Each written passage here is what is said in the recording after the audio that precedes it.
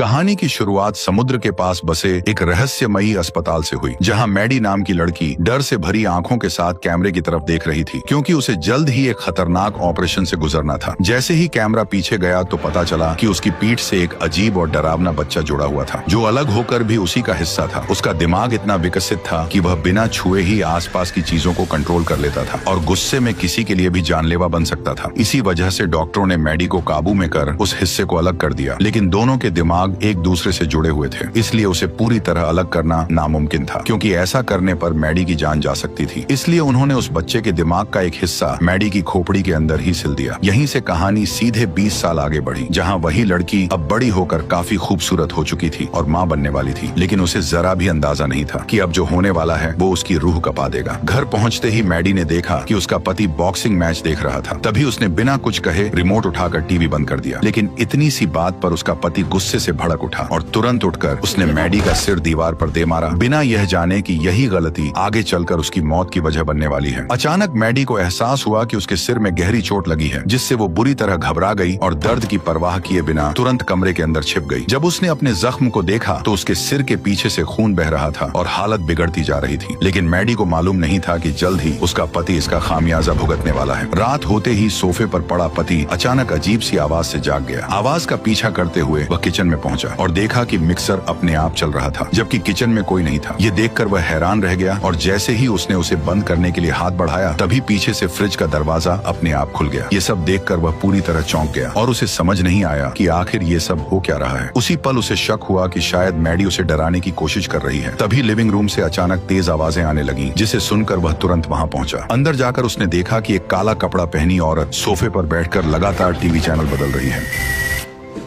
जैसे ही उसने switch on किया, तभी वह औरत अचानक गायब हो गई। उसे लगा कि शायद उसकी आंखों को धोखा हुआ है, लेकिन सोफे पर उठता हुआ कुशन साफ बता रहा था कि वहां अभी कोई बैठा हुआ था। वह अभी इसी सोच में था कि अचानक वह काला साया उसके पीछे प्रकट हो गया।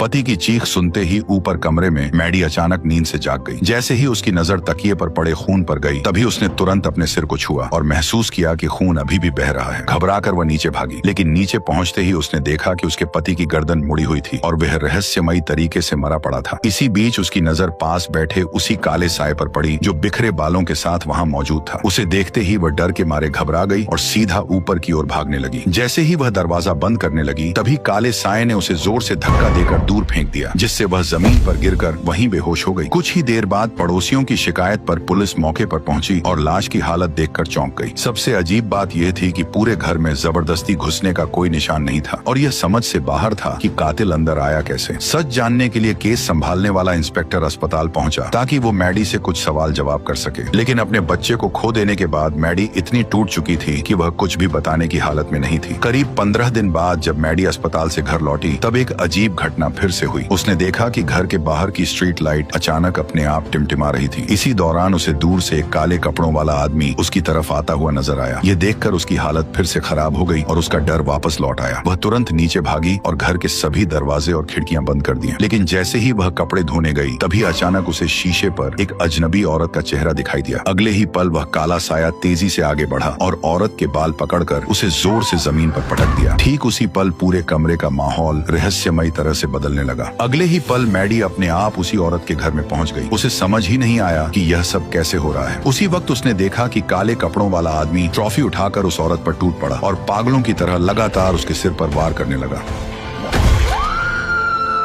कुछ ही सेकंड में मैडी फिर से अपने घर में लौट आई। जब उसने अपने आसपास सब कुछ ठीक देखा, तब उसे लगा कि शायद यह सब एक डरावना सपना था, लेकिन उसे नहीं पता था कि यह कोई सपना नहीं बल्कि हकीकत थी। जल्द ही पुलिस मौके पर पहुंच गई और उन्हें पता चला कि मैडी के पति और औरत की हत्या एक ही तरीके से हुई है, जिससे उन्हें साफ हो गया कि यह दोनों हत्याओं का कातिल एक ही है। लेकिन जिस औरत की हत्या हुई थी उसका नाम ग्लेन था, जिसने 20 साल पहले मैडी का ऑपरेशन किया था। उसके घर में उसके पुराने मरीजों की फाइलें रखी थी, जिससे पुलिस को शक हुआ कि कातिल उन्हीं में से कोई हो सकता है। इसी शक के आधार पर इंस्पेक्टर सारी फाइलें उठाकर स्टेशन ले गया और हर एक केस को ध्यान से खंगालने लगा। उधर मैडी जब रात को सोने गई तो उसने देखा कि उसके बगल में एक अनजान मोटा आदमी लेटा हुआ है। यह नजारा देखते ही वह डर के मारे कांप उठी। उसका शरीर जैसे सुन्न पड़ गया था और वह हिल तक नहीं पा रही थी। तभी अचानक वही काला साया उसके पीछे से निकला और धीरे धीरे मोटे आदमी के ऊपर चढ़ गया। अगले ही पल उसने एक बड़ा चाकू निकाला और उस आदमी पर लगातार कई सारे वार कर दिए।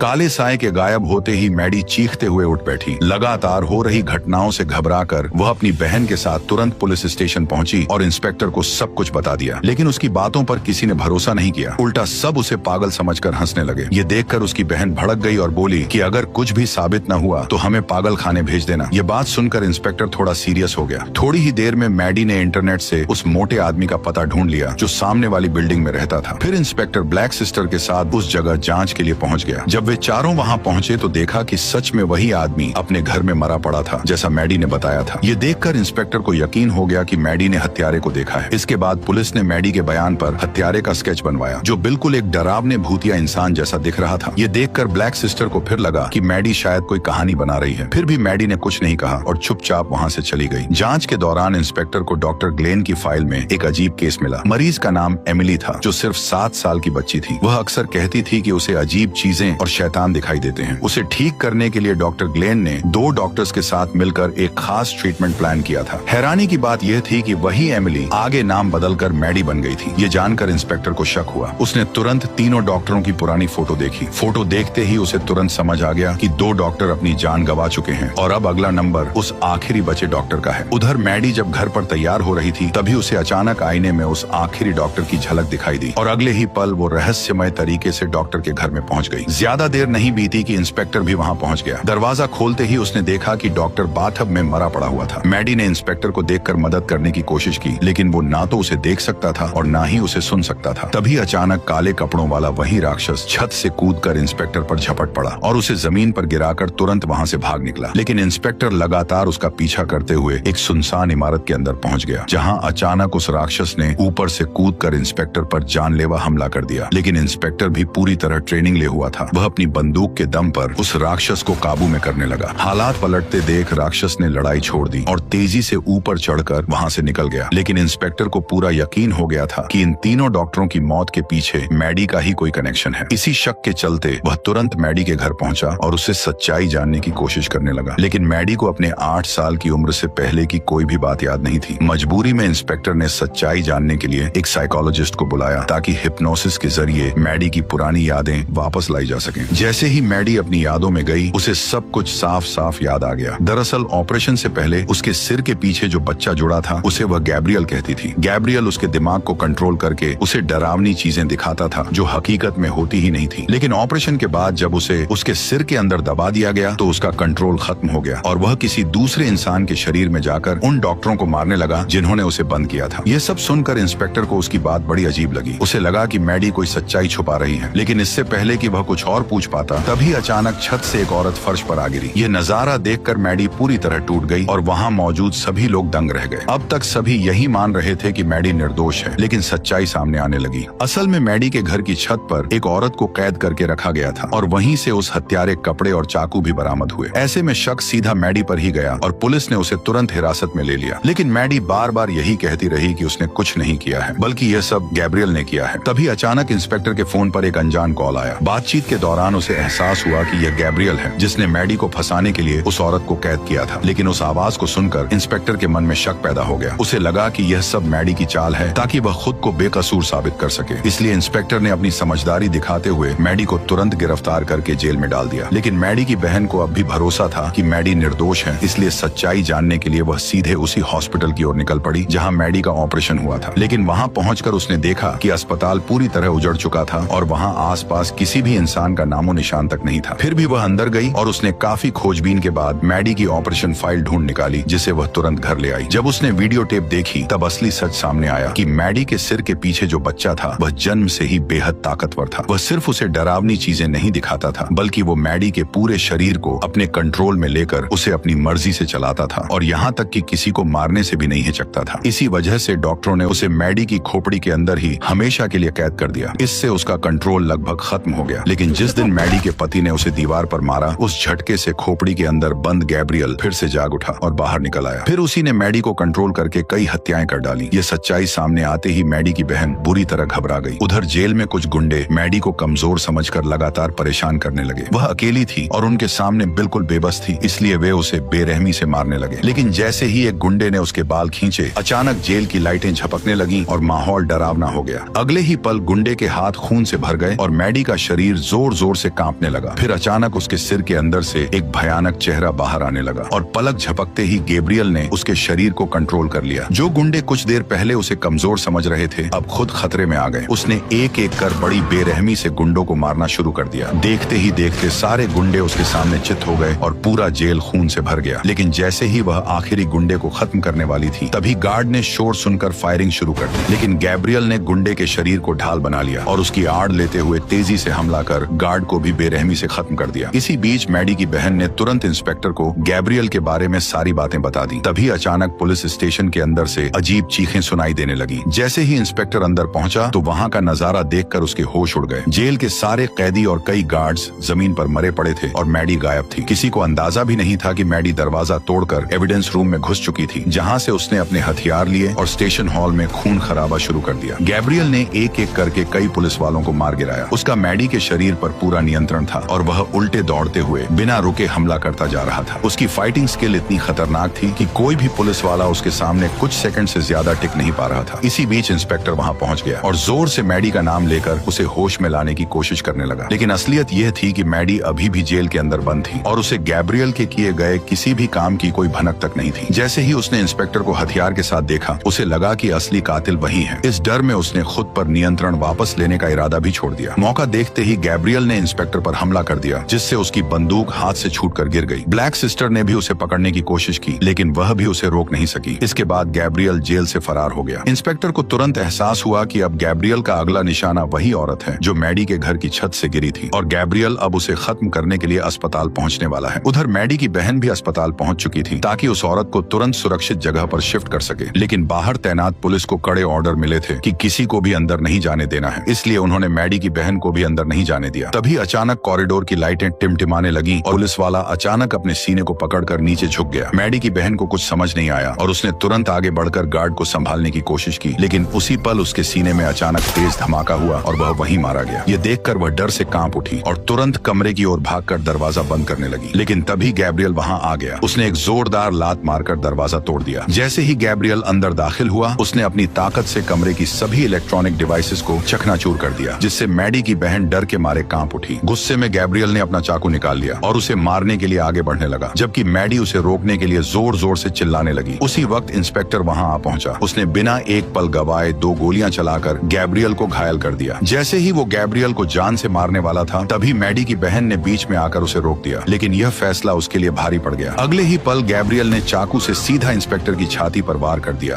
और वह वहीं जमीन पर गिर पड़ा। अब मैडी की बहन पूरी तरह अकेली थी। उसने जान बचाने के लिए बंदूक उठाई लेकिन वह गोली नहीं चला सकी क्योंकि गैब्रियल मैडी के अंदर था और उसे मारने का मतलब मैडी की जान लेना था। इसीलिए वह बार बार मैडी को होश में लाने के लिए उसे उसके नाम से पुकारने लगी। लेकिन गैब्रियल ने पूरी ताकत से मैडी के शरीर को अपने कंट्रोल में कर रखा था। तभी अचानक उसने हॉस्पिटल बेड उठाकर मैडी की बहन पर फेंक दिया और वह वहीं दब गई। मैडी ये सब देख रही थी लेकिन उसका शरीर उसके बस में नहीं था और मैडी की बहन ये बात अच्छी तरह से जानती थी, इसलिए दर्द के बावजूद वो उसे होश में लाने की आखिरी कोशिश करने लगी। तुम्हारे बच्चों को मारा, किसी की वजह से तुम्हारे मिसकैरेजेस हो रहे थे। उसकी आवाज सुनते ही मैडी को अचानक सब कुछ साफ दिखाई देने लगा और उसके अंदर का गुस्सा फूट पड़ा। वह पूरी ताकत से अपने शरीर पर फिर से नियंत्रण पाने की कोशिश कर रही थी, लेकिन तभी गैब्रियल ने उसकी बहन को गोली मार दी। इसके बाद गैब्रियल ने मुड़कर बिस्तर पर पड़ी उस औरत को भी खत्म कर दिया। ठीक उसी पल गैब्रियल के भीतर मैडी की आवाज गूंजने लगी। उसे अपने आसपास की दुनिया बदलती हुई महसूस हुई और उसे समझ आ गया कि मैडी अब जाग चुकी है और उसने अपना नियंत्रण वापस ले लिया है। तभी अचानक वह होश में आया और पाया कि मैडी की बहन अभी भी जिंदा है। ये देखकर गैब्रियल पूरी तरह कंफ्यूज हो गया। उसे कुछ समझ नहीं आया। तभी मैडी ने उसे सच्चाई का एहसास कराया। जिस ताकत से वह अब तक उसे अपने इशारों पर नचाता आया था, अब वही ताकत उसके खिलाफ इस्तेमाल होने वाली थी। मैडी ने उसी पल मौका पाते ही गैब्रियल को पूरी तरह काबू में कर लिया और उसे हमेशा के लिए अपने अंदर कैद कर दिया। जैसे ही ऐसा हुआ उसके सिर का पिछला हिस्सा अपने आप सील होने लगा और गैब्रियल का चेहरा हमेशा के लिए गायब हो गया। धीरे धीरे सब कुछ सामान्य होने लगा और हालात फिर से पहले जैसे हो गए और इसी के साथ ये शानदार कहानी खत्म हो गई।